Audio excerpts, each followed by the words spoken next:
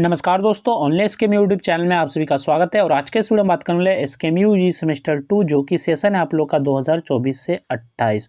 और आज के इस वीडियो में हम लोग कवर करने वाले हिस्ट्री मेजर पेपर 3 के सेट 2। ठीक है, तो इसके पहले मैंने सेट 1 का वीडियो बना दिया था। अगर आपने उस वीडियो को नहीं देखा है तो आप हमारे चैनल से जाके देख सकते हैं, या फिर इसी वीडियो के डिस्क्रिप्शन में आपको प्ले लिस्ट का लिंक मिलेगा और वहाँ से सभी को वीडियो को जो है सिक्वेंस में फॉलो कर सकते हैं। जैसा कि हम लोग बात करते हैं, दो ग्रुप में बात करते हैं, ग्रुप ए और ग्रुप बी। ठीक है, तो ग्रुप ए और ग्रुप बी, ग्रुप ए में जो होता है वेरी शॉर्ट क्वेश्चन होता है और जो है शॉर्ट क्वेश्चन होता है, और ग्रुप बी में लॉन्ग क्वेश्चन होते हैं सिर्फ। ठीक है, तो सबसे पहले आपको जो पहला क्वेश्चन है इस सेट का यानी कि सेट 2 का, तो पहला क्वेश्चन है who was the most powerful Pratihara ruler, यानी कि प्रतिहार वंश का सबसे शक्तिशाली शासक कौन था। तो इसका उत्तर है प्रतिहार वंश का सबसे शक्तिशाली शासक मिहिर भोज था, जिसने कन्नौज को राजधानी बनाकर साम्राज्य को अत्यंत शक्तिशाली बनाया।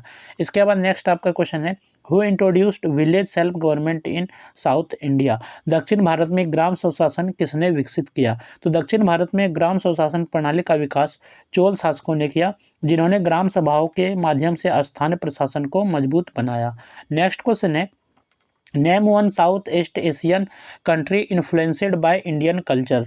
तो भारतीय संस्कृति से प्रभावित किसी एक दक्षिण पूर्व एशियाई देश का नाम लिखिए। तो भारतीय संस्कृति से प्रभावित दक्षिण पूर्व एशियाई देशों में से कंबोडिया प्रमुख है, जहां भारतीय धर्म, कला और स्थापत्य का गहरा प्रभाव दिखाई देता है। नेक्स्ट क्वेश्चन है who was Mahmud of Ghazni, यानी कि महमूद गजनवी कौन था। तो महमूद गजनवी गजनी का शक्तिशाली शासक था, जिसने 11वीं शताब्दी में भारत पर अनेक बार आक्रमण किए। नेक्स्ट क्वेश्चन है व्हाट वाज द सभा। सभा क्या थी। सभा चोल काल की ब्राह्मण ग्राम सभा थी, जो ब्रह्मदेव गांवों में प्रशासन, न्याय और विकास से जुड़े कार्य करती थी। इसके बाद यहाँ से जो क्वेश्चन है आपका शॉर्ट आंसर टाइप क्वेश्चन है, यानी कि शॉर्ट क्वेश्चन है, और यही सब क्वेश्चन आपको अच्छे से करना है। शॉर्ट क्वेश्चन और लॉन्ग क्वेश्चन में हमेशा बोलूँगा कि शॉर्ट क्वेश्चन और लॉन्ग क्वेश्चन को अच्छे से करना है। वेरी शॉर्ट क्वेश्चन ऐसे मैं दे देता हूँ 5 क्वेश्चन, उसको खाली पढ़ना है 2-3 बार, ज़्यादा प्रैक्टिस करना है शॉर्ट क्वेश्चन और लॉन्ग क्वेश्चन को।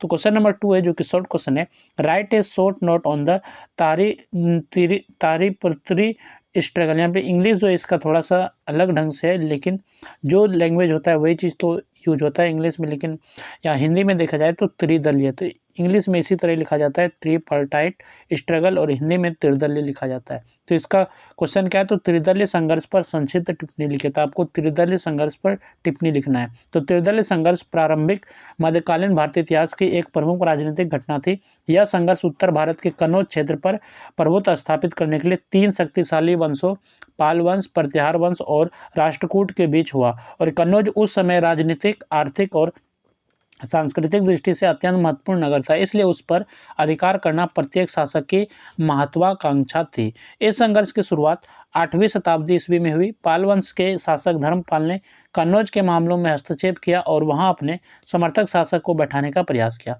इसके विरोध में प्रतिहार शासक वत्सराज ने कन्नौज पर अधिकार करने का प्रयास किया। इसी समय दक्कन के राष्ट्रकूट शासक ध्रुव ने उत्तर भारत पर आक्रमण कर दोनों शक्तियों को पराजित किया और कन्नौज की राजनीति में हस्तक्षेप किया। इसके बाद राष्ट्रकूट शासक गोविंद तृतीय ने भी उत्तर भारत में अभियान चलाया और पाल तथा प्रतिहार शासकों को पराजित किया। हालांकि राष्ट्रकूट उत्तर भारत में अस्थायी शासन स्थापित नहीं कर सके और वापस दक्कन लौट गए। इसके परिणामस्वरूप पाल और प्रतिहार शासकों के बीच संघर्ष पुनः जारी रहा। त्रिदलीय संघर्ष लंबे समय तक चलता रहा, जिससे उत्तर भारत की राजनीतिक स्थिति अस्थिर बनी रही। किसी भी वंश को कन्नौज पर अस्थायी और पूर्ण नियंत्रण प्राप्त नहीं हुआ। इस संघर्ष ने तीनों शक्तियों की सैन्य शक्ति और संसाधनों को कमजोर किया। इस संघर्ष का प्रभाव यह हुआ कि भारत में एक मजबूत केंद्र सत्ता का अभाव बना रहा। क्षेत्र शक्तियां तो उभरी, लेकिन राष्ट्रीय स्तर पर राजनीतिक एकता स्थापित नहीं हो सकी। त्रिदल संघर्ष ने प्रारंभिक मध्यकालीन भारतीय राजनीति की प्रकृति को स्पष्ट रूप से दर्शाया। नेक्स्ट आपका शॉर्ट क्वेश्चन है describe the Chera kingdom in early medieval Indian, यानी कि क्वेश्चन नंबर 3 है प्रारंभिक मध्यकालीन भारत में चेर राज्य का वर्णन कीजिए, यानी कि चेर राज्य का आपको वर्णन करना है मिडिवल इंडिया में, यानी कि प्रारंभिक मध्यकालीन यानी कि अर्ली मिडीवियल इंडिया में। तो प्रारंभिक मध्यकालीन भारत में चेर राज्य दक्षिण भारत का एक महत्वपूर्ण राज्य था। चेर वंश का शासन पर मुख्य रूप से केरल और उसके आसपास के क्षेत्रों में था। यह राज्य पश्चिमी तट पर स्थित होने के कारण समुद्री व्यापार के लिए अत्यंत अनुकूल था और अरब सागर से निकटता के कारण चेर शासकों ने विदेशी व्यापार को विशेष प्रोत्साहन दिया। और चेर राज्य का आर्थिक आधार व्यापार और कृषि दोनों थे। काली मिर्च, नारियल, मसाले और अन्य बहुमूल्य वस्तुओं का निर्यात किया जाता था। रोमन, अरब और बाद में चीनी व्यापारियों के साथ चेरों के घनिष्ठ संबंध थे। व्यापार से प्राप्त धन ने राज्य की समृद्धि को बढ़ाया और शासकों को शक्तिशाली बनाया। प्रशासनिक व्यवस्था में राजा सर्वोच्च अधिकारी होता था। उसके अधीन विभिन्न अधिकारी प्रशासनिक कार्यों को संभालते थे। स्थान स्तर पर ग्राम सभाएं और छोटे अधिकारी शासन में सहयोग करते थे। चेर शासक अपेक्षाकृत उदार और सहिष्णु माने जाते थे। उन्होंने हिंदू धर्म के साथ साथ बौद्ध धर्म और जैन धर्म को भी संरक्षण दिया। सांस्कृतिक दृष्टि से चेर राज्य समृद्ध था। मंदिर निर्माण, साहित्य और कला को संरक्षण मिला। संस्कृत और तमिल दोनों भाषाओं का प्रयोग होता था। धार्मिक उत्सव और परंपराएं सामाजिक जीवन का महत्वपूर्ण अंग थी। राजनीतिक दृष्टि से चेर राज्य ने अपने पड़ोसी राज्यों चोल और पांड्य के साथ समय समय पर संघर्ष किया, लेकिन समुद्री व्यापार के कारण उनकी स्थिति मजबूत बनी रही। प्रारंभिक मध्यकाल में चेर राज्य दक्षिण भारत की राजनीति, अर्थव्यवस्था और संस्कृति में महत्वपूर्ण भूमिका निभाता रहा। तो बात करें पीडीएफ को डाउनलोड करने के लिए, तो पीडीएफ जो आपको मिलेगा टेलीग्राम चैनल पे, जो कि टेलीग्राम चैनल का नाम है ओनली एसके में, वहाँ आपको ये पीडीएफ मिल जाएगा। या फिर इसी वीडियो के डिस्क्रिप्शन में आपको पीडीएफ का लिंक दिया गया है, तो आप उस लिंक पे क्लिक करेंगे तो इसी पीडीएफ पे आप डायरेक्ट रिडायरेक्ट हो जाएंगे और वहाँ से डाउनलोड करके इसको अच्छे से पढ़ सकते हैं। तो यहाँ से बात करें हम लोग ग्रुप बी यानी कि लॉन्ग आंसर क्वेश्चन टाइप पे चलेंगे, यानी कि लॉन्ग आंसर टाइप क्वेश्चन, जो कि लॉन्ग क्वेश्चन पे चलेंगे, जो कि एक क्वेश्चन जो होता है 15 मार्क्स के लिए पूछा जाता है। तो ये सभी क्वेश्चन मैं सिर्फ क्वेश्चन को देख लेता हूँ, बाकी इसका आंसर दिया गया है तो आप पीडीएफ से इसको कर लीजिएगा। तो क्वेश्चन नंबर 4 है, जो कि लॉन्ग क्वेश्चन है।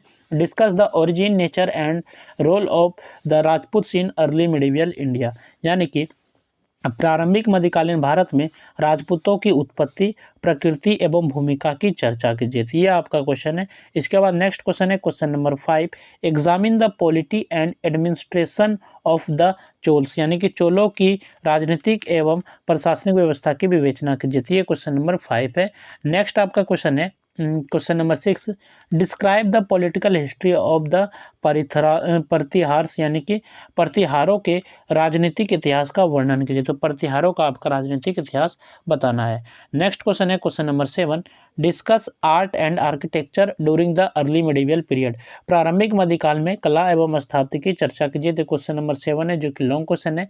नेक्स्ट आपका क्वेश्चन है, analyse the causes and nature of the Ghaznavi invasions of India, यानी कि भारत पर गजनवी आक्रमणों के कारणों एवं प्रकृति का विश्लेषण कीजिए। क्वेश्चन नंबर 8 है। नेक्स्ट आपका क्वेश्चन है question number 9, examine the nature and significance of the Ghorid invention, यानी कि गोरी आक्रमणों की प्रकृति एवं महत्व की विवेचना कीजिए। ये क्वेश्चन नंबर 9 है। और ये जो लास्ट क्वेश्चन है सेट 2 का। इसके बाद हम लोग और एक वीडियो देखेंगे जो कि सेट 3 रहेगा, हिस्ट्री मेजर पेपर 3 के लिए, जो कि एसकेएमयू यूजी सेमेस्टर 2 सेशन 24-28 के लिए ये वीडियो था। ठीक है, तो सेट 3 जो है नेक्स्ट वीडियो में करेंगे। तो आप लोग जो पीडीएफ डाउनलोड कर लीजिएगा, डिस्क्रिप्शन में लिंक दिया गया है, वहाँ से आप जो इसको डाउनलोड कर सकते हैं। लिंक पे क्लिक करेंगे तो आप टेलीग्राम पर रिडायरेक्ट हो जाएंगे इसी पीडीएफ पे। ठीक है, तो ऐसे भी अगर आप नहीं कर पाते तो कमेंट कीजिएगा, मैं आपको लिंक प्रोवाइड कर दूंगा। तो चलिए फिर मिलते हैं नेक्स्ट वीडियो में। इस वीडियो में बस इतना ही।